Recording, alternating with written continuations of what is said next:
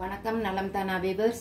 இன்னைக்கு கார சப்பாத்தி கொஞ்சம் நார்த் இந்தியன் ஸ்டைலில், இது நம்ம ஸ்டைலில் கொஞ்சம் மாற்றி நமக்கு டெய்லி சாப்பிட்றது மாதிரி இப்போ செஞ்சு காமிக்க போகிறோம். அதுக்கு கொத்தமல்லி, பச்சை கொத்தமல்லியை கழுவிட்டு நல்லா இது மாதிரி பொடியாக அரிஞ்சு வச்சுக்கணும். காஷ்மீர் மிளகாத்தூள், அவங்கவுங்க கொத்தமல்லி அரிஞ்சு வச்சாச்சு. காஷ்மீர் மிளகாத்தூள், உப்பு, நமக்கு வேணுங்கிற மாவு இதில் போட்டுடுறோம். ஒரு 5-6 சப்பாத்திக்கு வரும், அதாவது மீடியம் சைஸுக்கு. இதில் இதெல்லாம் கலந்துக்கணும். காஷ்மீர் மிளகாத்தூள், உப்பு இதெல்லாம் ஒரு கலந்துட்டு எண்ணெய் அப்புறமேல ஊற்றிக்கலாமா? இப்போ கொஞ்சம் ஊற்றிக்கலாம். நெய்யும் ஊற்றிக்கலாம். கடைசியில் மேலே நெய் தடவி ஊற வச்சுக்கலாம். இதில் நெய், இது எண்ணெய் ஒரு 2 ஸ்பூன் ஊற்றி இதை முதல்ல இப்படி பிசைஞ்சுக்கணும். அதுக்கப்புறம் தண்ணியை கொஞ்சம் சுட வச்சு, ரொம்ப கொதிக்கணும்னு அவசியம் இல்லை, ஓரளவுக்கு நம்ம கை தாங்குற அளவுக்கே, நம்ம குடிக்கிற அளவுக்கே கொஞ்சம் கொஞ்சமாக ஊற்றி இதை கெட்டிமாக பிசைஞ்சு வச்சுக்கணும். பிசைஞ்சு ஒரு 10 நிமிஷம் மூடி வச்சுட்டு, நம்ம அதுக்குள்ளே இதுக்கு மாங்காய் சட்னி மாதிரி இது அது ஒரு புது தினசாக இருக்கும். இதை காமிக்கிறேன். இதை பிசைங்க. இப்போ நல்லா போதும் தண்ணி போதும். அப்புறம் ரொம்ப இலகிடும் வர. ஆமாம், சுடு தண்ணி நல்லா இலகிடும். இப்போ சரியாக இருக்கும். மாவு பிசைஞ்சாச்சு. இப்போ அது மேலே கொஞ்சம் நெய் தடவி விட்டுறாங்க. ஒரு 10 நிமிஷம் ஊறட்டும்.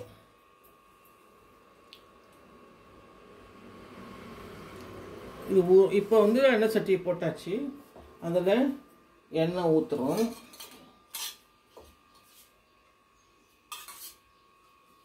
எண்ணெய் ஊற்றிட்டு நல்லெண்ணெய் ஊற்றுறோம். சில பேர் கடுகு எண்ணெய் ஊற்றுவாங்க.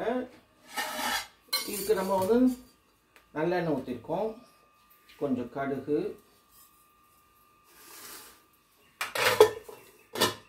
கொஞ்சம் ஜீரகம்,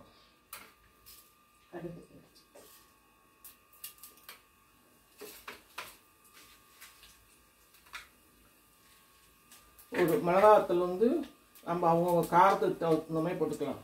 மிளகா வத்தல், பூண்டு நாங்கள் கம்மியாக போட்டிருக்கோம்.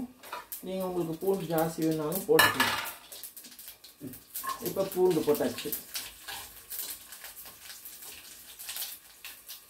மிளகாய் ரொம்ப கருகுதுன்னா கொஞ்சம் எடுத்து வச்சுட்டு அப்புறம் கலந்துக்கலாம். கலந்துட்டு ஓரமாக எடுத்து வச்சுக்கலாம். கொஞ்சம் டார்க் கலர் ஆகிடும். இப்போ பூண்டு வதங்கணும் நல்லா. இல்லை, சிம்மில் தான் பூண்டு இருக்கணும். ஏன்னா மேலே செவந்துடும், உள்ளே வேகாது. அது காப்பர் பாட்டமாக இருக்கும், உடைக்கிது ரொம்ப. இப்போ நம்ம பூண்டு நல்லா வதங்கினாதான் இந்த பச்சை வாடை இல்லாமல் இருக்கும். சிம்மில் வச்சு நம்ம வதக்கணும்.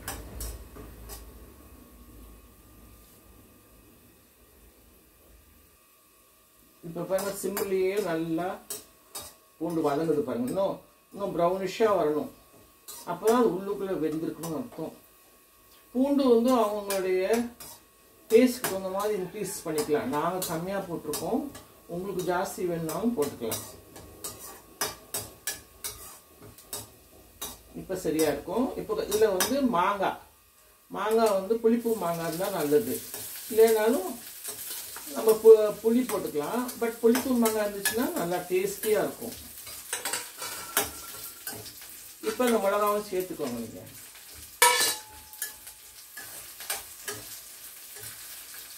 கொத்தமல்லி போடணும். கொத்தமல்லி விதை,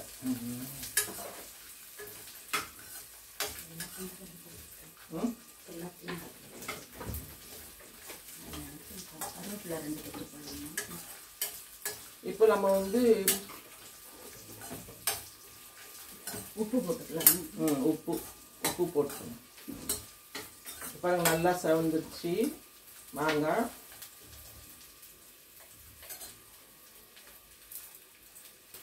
இப்போ நம்ம சர்க்கரை நம்ம ரேஷன் சக்கரை தான் போடுவோம். சில பேர் வந்து பாரிஸ் சக்கரை கூட போடலாம்.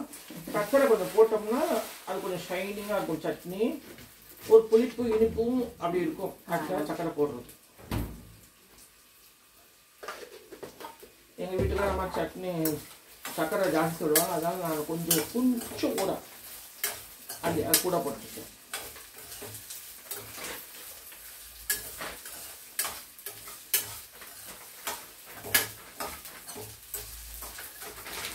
இப்போ அவ்வளோதான், நம்ம ஆஃப் பண்ணிடலாம். இதை சட்னி அரைச்சிட வேண்டியதுதான். சட்னி அரைச்சாச்சு பாருங்க. பூண்டு சட்னி என்ன சூப்பராக இருந்திருக்கு பாருங்க. இப்போ இதுக்கு ஒரு தாளிப்பு இருக்கு. இதுக்கு எண்ணெய் ஊற்றி இருக்குது, கொஞ்சம் கடுகு,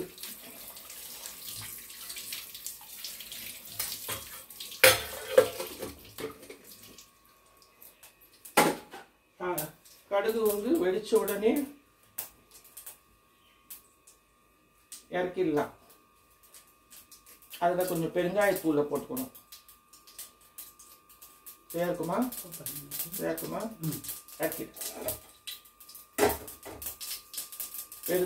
பெருங்காயத்தூள் போதும். 2 கருவேப்பிலை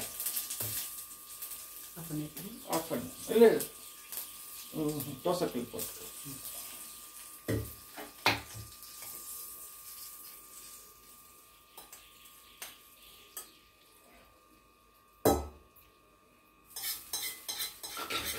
நல்லா வாசம். இப்பயே பாருங்க எவ்வளோ கமகமான வாசமாக இருக்குது சட்னி.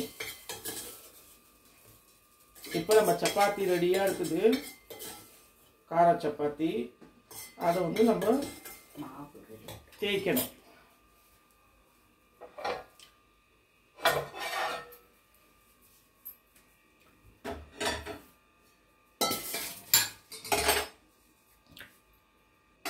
இந்த சட்னி ரெடியாக இருக்கு இல்லையா, இது மேலே கொஞ்சம் நல்லெண்ணெய் ஊற்றிட்டோம்னா நல்லெண்ணெய் சூப்பராக இருக்கும். அப்படி இல்லைன்னா நெய் ஊற்றிக்கலாம். நெய் ஊற்றுறதுனாலும் ஊற்றலாம். இப்போ இது மேலே கொஞ்சம் நல்லெண்ணெய் ஊற்றினோம்னா அப்படியே வாசமும் சாப்பிட்றப்போ டேஸ்டியாகவும் இருக்கும். இது வந்து ஒரு 10 நாளுக்கு போல் வச்சுக்கலாம், ஒன்றும் ஆகாது. ஃப்ரிட்ஜில் வச்சுக்கிட்டோம் வச்சுக்கோங்களேன், சூப்பராக இருக்கும். இப்போ நம்ம தேய்க்கலாம், சப்பாத்தி தேய்க்கலாம். இப்போ சப்பாத்தி தேய்க்கிறாங்க பாருங்கள், என்ன நல்லா சாஃப்டாக இருக்கும். இப்போ கொஞ்சோண்டு நம்ம காஷ்மீரி சில்லி கொஞ்சம் நெய்யை தடவிட்டு தடவணும். இப்போ காஷ்மீர் சில்லி போட்டு கொஞ்சமாக ஏற்கனவே மாவுலையும் போட்டிருக்கோம். சில பேர் மாவில் போட மாட்டாங்க, இதோடு தேய்ப்பாங்க. நம்ம தேய்க்கிறதுல கொஞ்சம் ரொம்ப கம்மியாக அவ்வளோதான் போடுறோம். அப்படி போட்டுட்டு தேய்ச்சி விட்டுறணும். இது கையில் தேய்ங்க. நல்லா அப்படி தேய்ச்சிட்டோம்னு வச்சுக்கோங்க. காரம் நல்லா. இப்போ இதை மடிச்சுக்கணும். எப்படி வேணாலும் மடிச்சுக்கலாம்.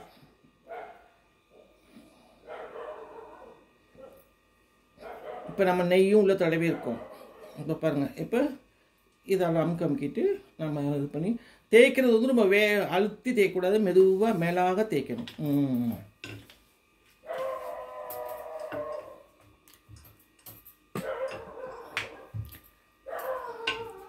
நல்லா பாருங்கள், என்ன சூப்பராக வருது பாருங்கள். சாஃப்டாக இருக்கும் சப்பாத்தியும். நல்லா ஏன்னா சுடுதண்ணி ஊற்றி நம்ம போட்டிருக்கோம், போதும், சரியாக இருக்கும். இப்போ நம்ம சப்பாத்தி கல் ரெடி ஆயிடுச்சு. அதில் வந்து நம்ம போட வேண்டியது தான்.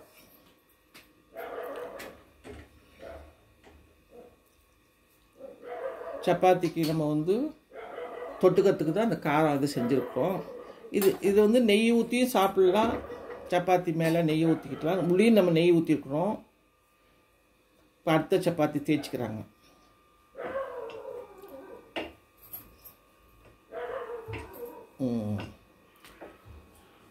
சில பேர் வந்து காரம் ஜாஸ்தி வேணுன்றவங்க இன்னும் கொஞ்சம் காஷ்மீர் சில்லி வந்து அளவில் தேய்ச்சிக்கலாம். நெய் தடவை விட்டுட்டேன்.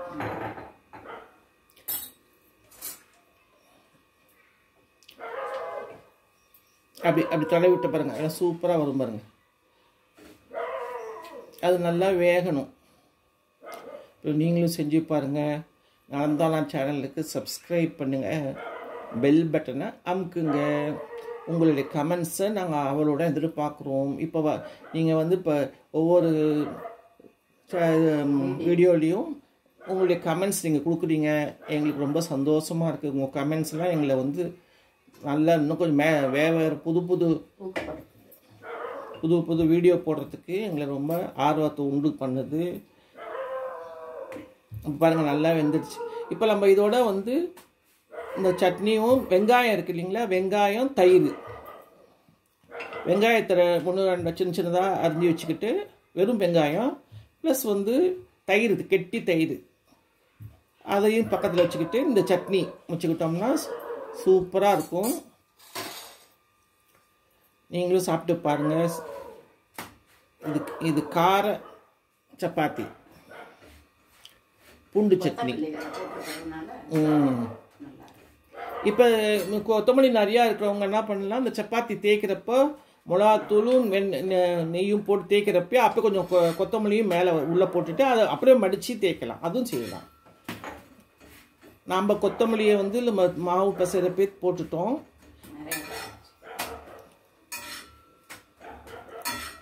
சில பேருக்கு வந்து பிடிக்காது, கொத்தமல்லி ஓவராக இருந்தால் பிடிக்காது. அதுக்காக இந்த மாதிரி நம்ம செய்கிறோம்.